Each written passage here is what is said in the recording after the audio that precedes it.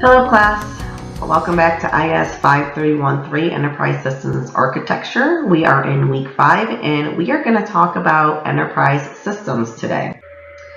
So we have a couple different types of enterprise systems. The first one is ERP, or Enterprise Resource Planning. An ERP focuses on streamlining internal business processes like finance, human resources, inventory management, manufacturing. ERP systems provide a centralized database and automation for improving efficiency and visibility across departments. So Oracle is one, SAP is one, Workday is one.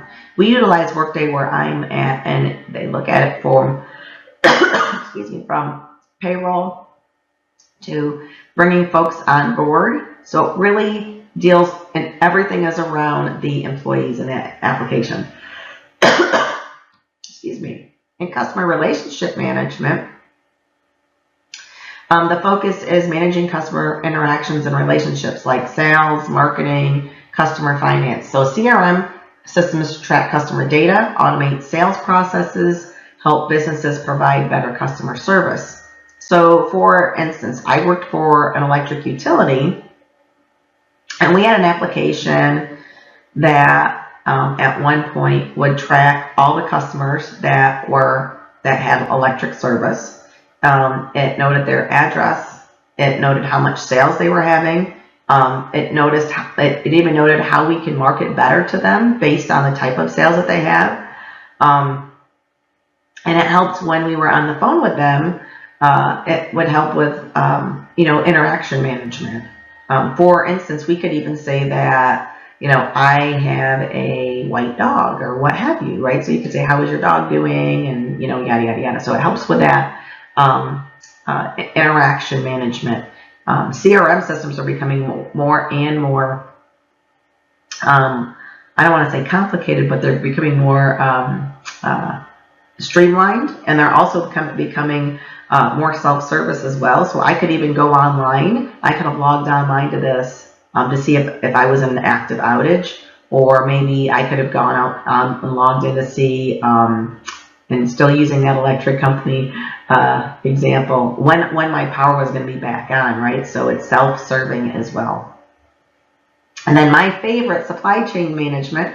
I've managed supply chain systems for many, many years. And basically it manages the supplies within the organization. So it optimizes the flow of goods and information and finances from suppliers to end customers.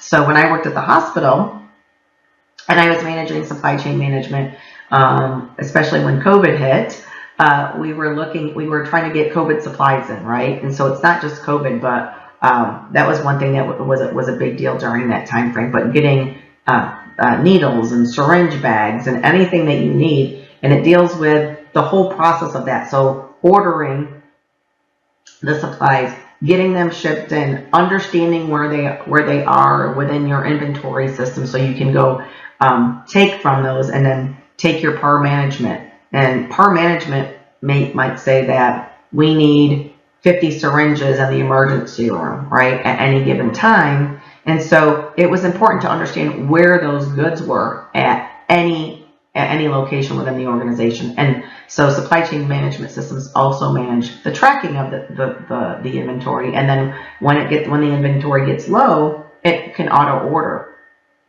For example, Walmart has a very sophisticated supply chain management system. And so basically what happens is when something is bought within their store, and let's say their PAR level is 20. Let's say they have to have at least 20 Huggies boxes of diapers on the shelf. And once they get below that level, that's called the PAR level, the system automatically will generate and reorder up to the next level. So maybe they've got it set up where you have to order 20 at a time, right? For example.